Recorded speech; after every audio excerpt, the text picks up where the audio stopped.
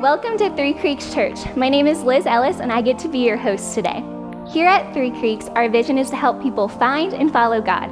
So no matter if you're a new Christian or been a Christian for a long time, we're excited you're here with us today, and we hope that this message can encourage you in your spiritual walk. This week, we're in week 4 of a series called The Ruthless Elimination of Hurry.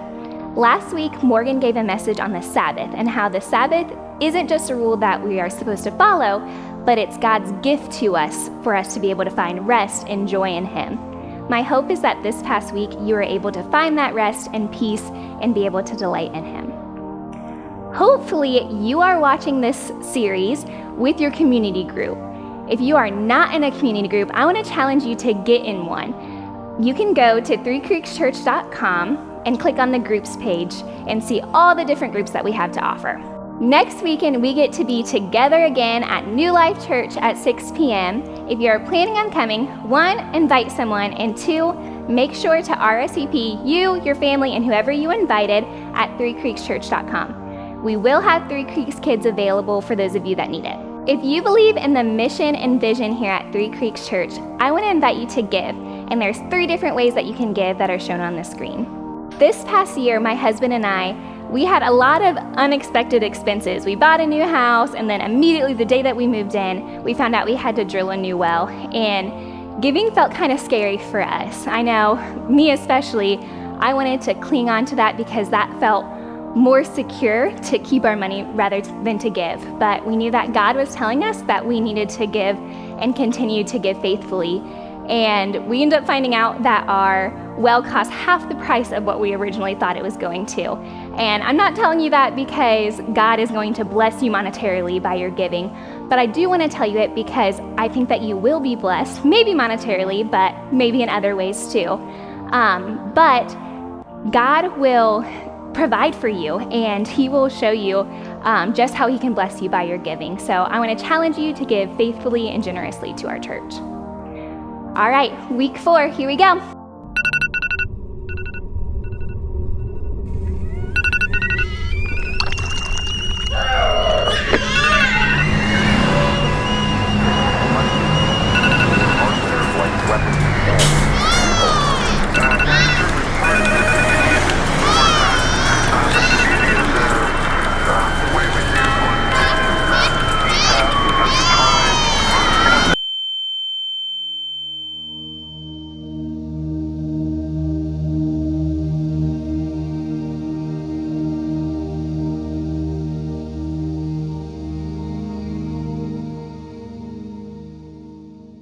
Three Creeks Church, what's up? My name is Joel Trainer, and I get to be the pastor here, and welcome to week 4, the final week of the Ruthless Elimination of Hurry.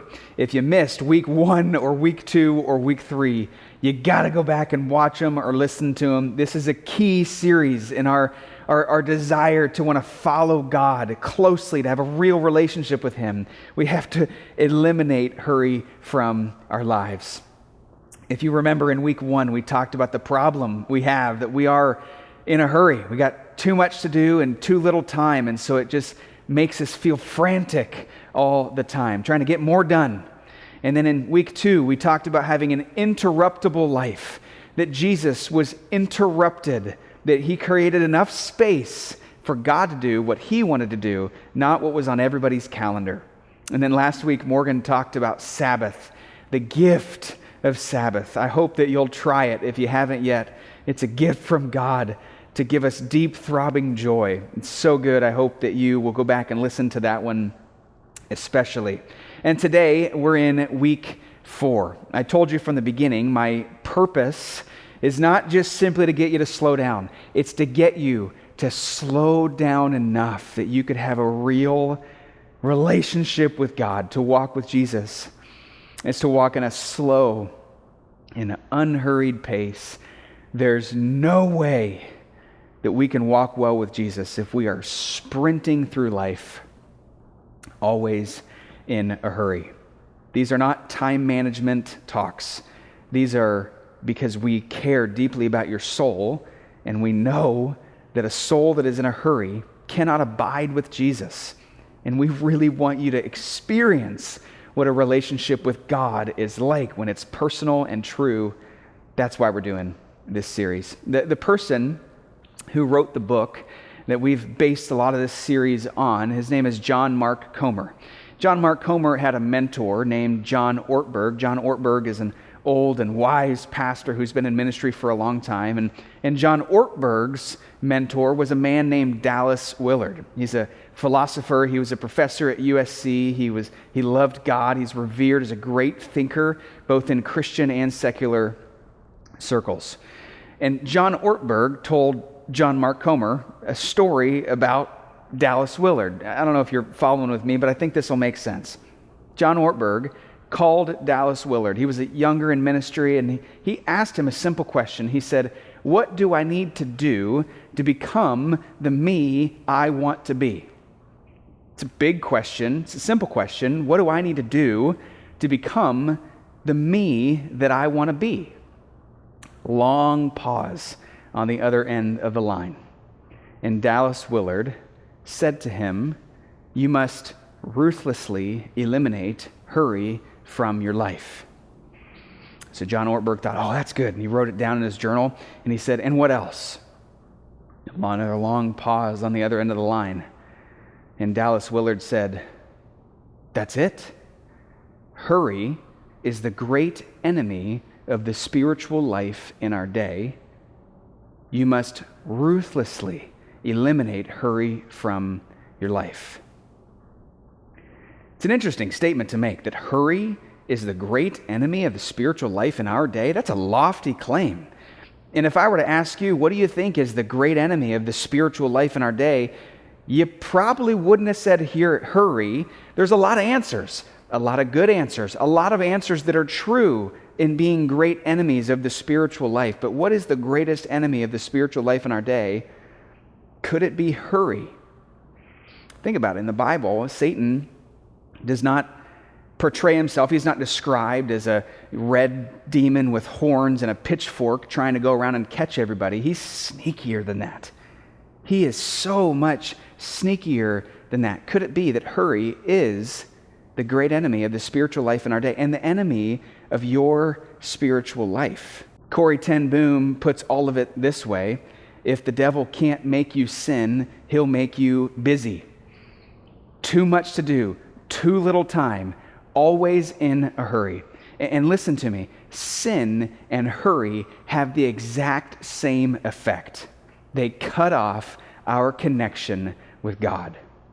And that's what I want to talk about today. I want to talk about our personal connection with God. Your quiet time, your devotions, your personal time with God. I don't know what you describe it as, I don't know what you name it, but I'm talking about you and God, one-on-one, your personal connection with God. Do you have one? Is it sporadic? Is it rhythmic? Is it regular? What do you do? How long should it be? What's the motivation? When do you do it? How often? Is it, just a couple days every couple months on a vacation, or is it a regular thing? I want to talk today about the value of a deep and personal and rhythmic and regular connection with God. You see, to be a follower of Jesus means to want to be like him, to want to adopt his lifestyle. And when you look at the life of Jesus, it is unbelievable how often that he withdraws himself from the noise, that he withdraws himself from people, that he gets away, that he goes by the lake, that he goes by the mountainside, that he's got these places where he goes, and it's him and God, and he prays, and he closes his eyes, and he has this personal communion with God. Do you know what that is like? I just spent a little bit of time looking over the whole life of Jesus, and I was astounded as to how often he would get away and have one-on-one time with God. I just want to read you 3 verses. The first one is in Mark 1:35. It says that before daybreak the next morning, Jesus got up and went out to an isolated place to pray. He was alone. Luke 5:15 and 16. Vast crowds came to hear him preach and be healed of their diseases, but Jesus often withdrew to the wilderness for prayer. Matthew 13:14 says, as soon as Jesus heard the news, he left in a boat to a remote area to be alone. You guys, that's 3. There are 20 more times in the Gospels that it says that Jesus got away to spend time with God. All 4 of the Gospel writers wrote about this. This isn't an isolated side note. This is something that every single one of them wanted to make sure that we knew, that Jesus got away and spent one-on-one time with God regularly and rhythmically. This is how Jesus began his ministry. This is how Jesus made important decisions.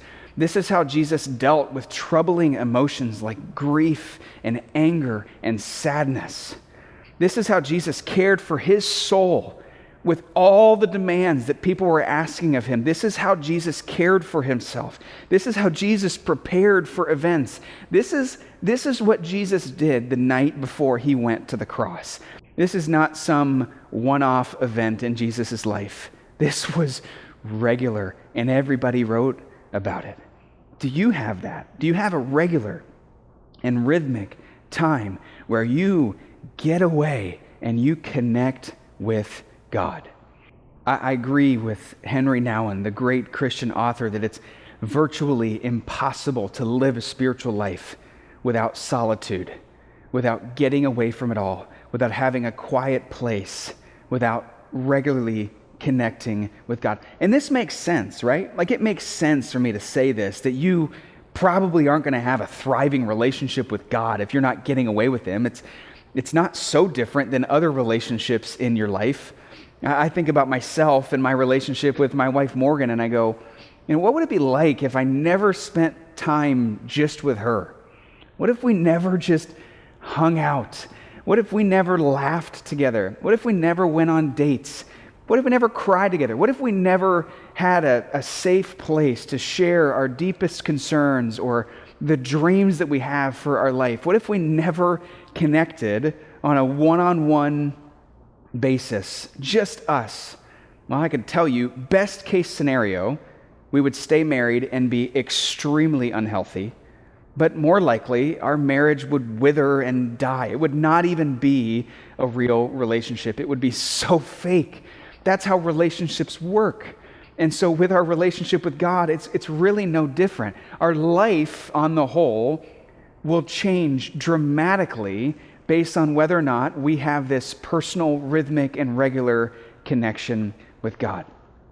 This is what your life might feel like if you don't spend one-on-one time in your relationship with God. You'd feel distant from God. Your spiritual food, it would only be someone else's connection with God, whether through a podcast or a book. And as you listen to it or read it, you would find yourself even being envious of their connection with God. You'd feel distant from him. You feel distant from yourself. You feel like you don't even do the things that are the most important to you. You get caught up just doing the urgent things, not the important things. You might have this underlying feeling of anxiety all the time, that you always feel like you're behind, like you always feel like there's more to do. You would probably feel tired. You'd probably wake up in the morning and feel tired. Like you wake up in the morning and you go, when can I go to sleep again? That's a symptom of a connection with God that isn't healthy.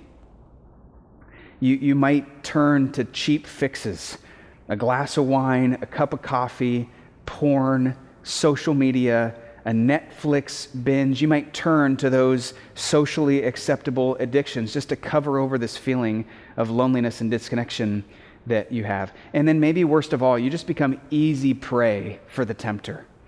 You become easy prey. You're so much more likely to make a decision that will destroy your life and the life of the people that love you.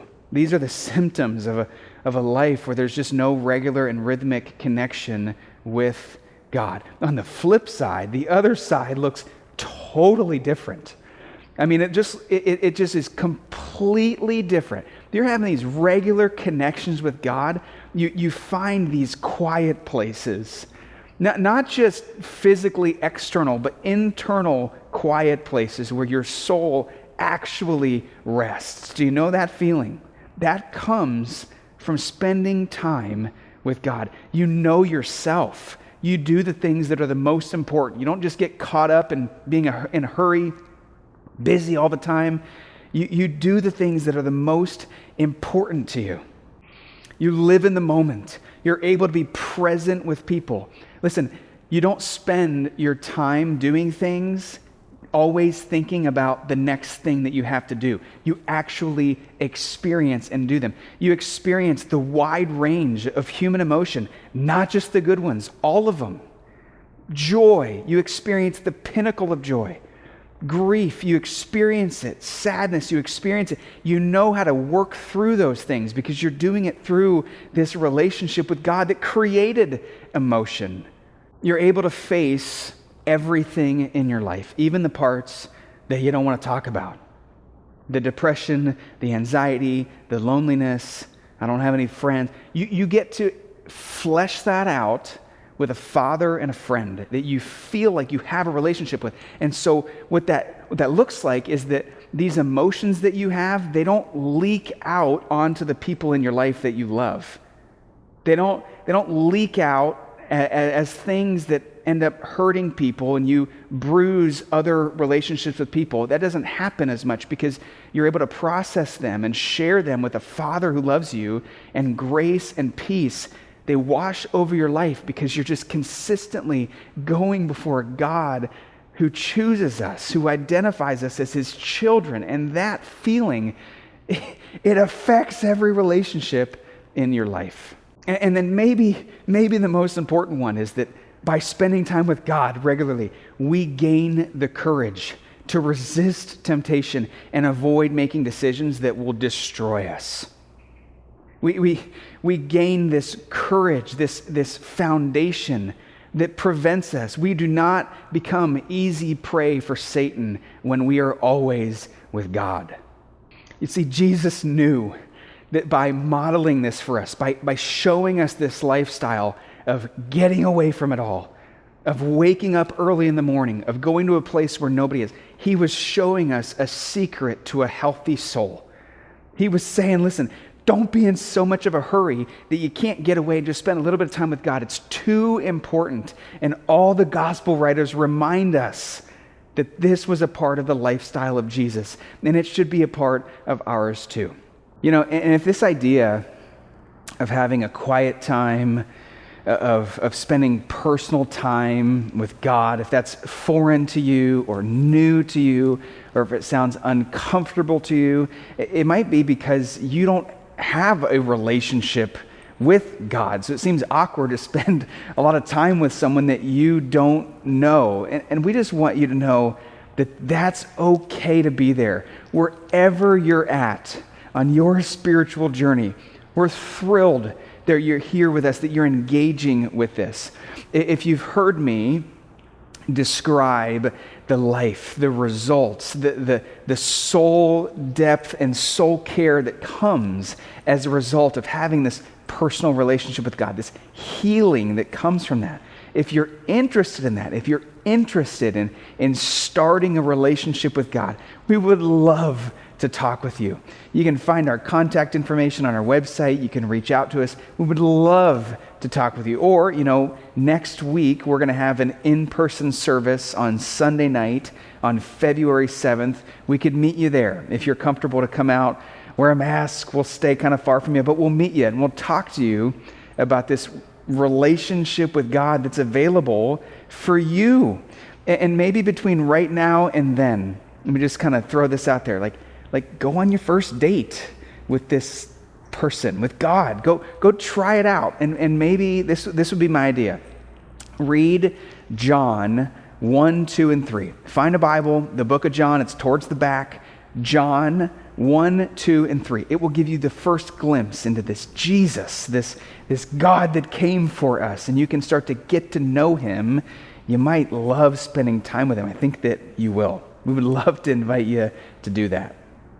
Let me kind of close this whole message, this series, with something that is really practical. It's something that somebody shared with me. It transformed my personal walk with God. And I think that if you would apply it, it might change the way you spend time with Jesus too. I was talking to a mentor and friend of mine named Ward Wiebe. And I said, Ward, what's been the key to having such a rhythmic and regular relationship with God for so many years? And he said, Joel, you got to have a place, you got to have a plan, and you got to have a posture. And Ward went on to explain these. I just want to explain them to you. The first, if you want to have this regular and rhythmic connection with God, you got to have a place. You got to have a place that you go to. Mine is the left side of my couch in my living room. There's a lamp there. There's this little table there. It's got a little drawer that we can put books into. My pens are there. I can put my coffee there. There's an ottoman right in front of me, and I always put this big old heavy blanket on me. And that's my place. That's my quiet place. I know that if I wake up at 6 a.m. and if I go to that place, I've met God there before. He'll meet me there again. And if you wake up in the morning just kind of, picking a random spot, that can work from time to time. There's nothing wrong with a change of pace. But I'm saying, hey, you want to have a regular rhythmic time with God? Pick a place. Make it your place. Spend a little money to make your place nice. Make it a place that you want to go, because that is a place that you want to be. The second is you need a plan. I'll just say this. Nothing makes me hit snooze like not having a plan. I don't have the emotional energy to, at 6 a.m. when my alarm goes off, to decide what I'm going to read and hope that it works. I've got to have a plan. When I wake up in the morning and my Bible's there, my book's there, my journal's there, my pen's there, it's easier for me to get up and get out of bed. I don't know what a plan could look like for you. Maybe you just want to start reading through the Psalms or the Proverbs. Maybe you just want to start reading in the book of Matthew. Maybe you already have a plan, but you got to have a plan. Nothing will cause you to just stall in this, like wondering what you ought to do next. So make a move, make a plan, have a plan. On the guide this week, we've put a few plans that you could start. That way you don't have any excuse. You got a plan. Maybe you might choose one of those just to get started in this journey to have a daily connection with God. And the third one is you got to have a posture. You got to have the right posture. Not talking about a physical posture, not talking about getting down on your knees or facing a certain direction. That's not the posture that I'm talking about. I'm talking about a posture of heart. And the posture of heart that we ought to take into these personal, one-on-one times with God, is it me that you want to change today? Is it me that you want to change today? See, when I pray, I try not to pray about changing all of my circumstances. I ask God if He wants to change me in the midst of my circumstances. When I read my Bible or when I read a book, I try not to think of it in terms of, other people needing to hear this. I want to come with this posture of, God, is it me? Is it me? Because this is my personal time with God. This is not my time with God that involves everybody else. This is God's chance to speak with me. And so I want to have this posture of, God, like, are you wanting to speak to me? Are you wanting to change me? And I just try to enter into that space with my hands open, going, God, whatever you have for me, not for anybody else. This is our time. Nobody else gets to know about this. And that's when, I'll just say, that's when your mind gets transformed. That's when your thoughts are formed. That's when your faith goes deeper. That's when this connection, this relationship with God that you've maybe heard people talk about, that's when you go, oh, I have one too now, because it's so real you can almost touch it. It's how it happens when you have a place and a plan and a posture. Now, let me just be honest and say that, listen, every time I get up, I don't have an amazing experience. It's not unbelievable every single time. There's times when I read my Bible and I go, man, that was for me today. I'm going to remember that all week. I might remember that the rest of my life. I've had those moments. But very often, I forget what I'm reading maybe as I'm reading it. I walk out the door and it's like, I don't even know where I was today. That happens to me. It's going to happen to you. Do you spend time with God every day? It's going to happen to you. Don't let it discourage you. Here's how I see this. Here's why it's so important to spend time with God every day. Here's why it is. Because if I'm going to spend time with God every day, that does not leave me a lot of time to wander away from Him. Right? Like if I'm spending time with God every single day, there's not a lot of time for me to wander that far away. I'm going to be with Him again in the morning. And so I just see this as a protection plan from helping me make better decisions and helping me not be an idiot, because I know I'm going to be back with God the next day. It doesn't give me a lot of room to wander. And I know all of the excuses as to why this doesn't happen for us. I don't know, there's probably not very many people that are followers of Jesus who are disagreeing with this message or like, I don't think a connection with God matters. I think we're all on the same page. Like, this is a good discipline to have. I know all the excuses why we don't because I've made them all.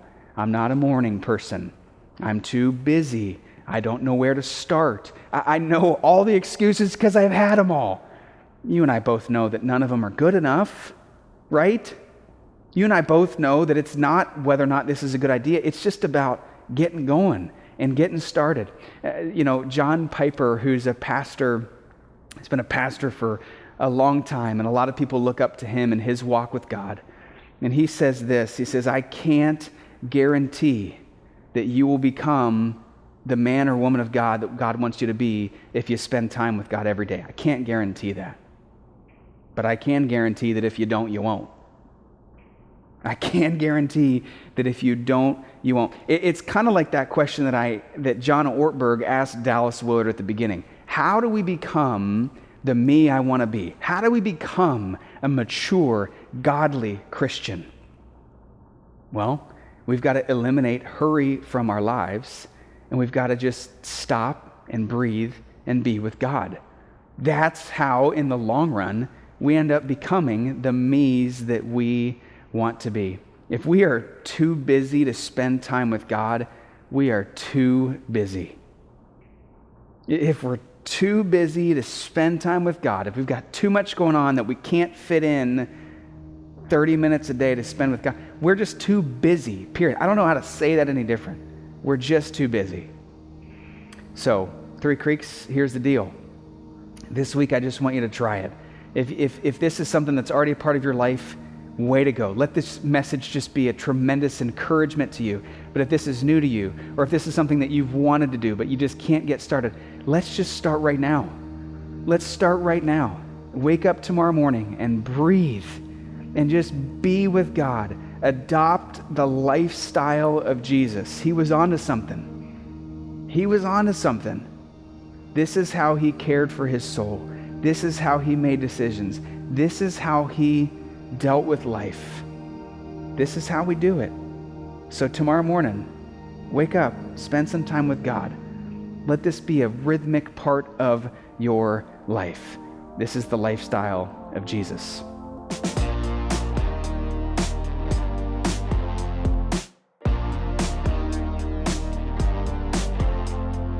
Thank you so much for watching. I hope that this week you will be able to find rest and joy that can only be found through a relationship with Christ. Don't forget that next week we will be meeting in person, New Life Church, 6 p.m. Don't forget to RSVP. Have a good week, Three Creeks.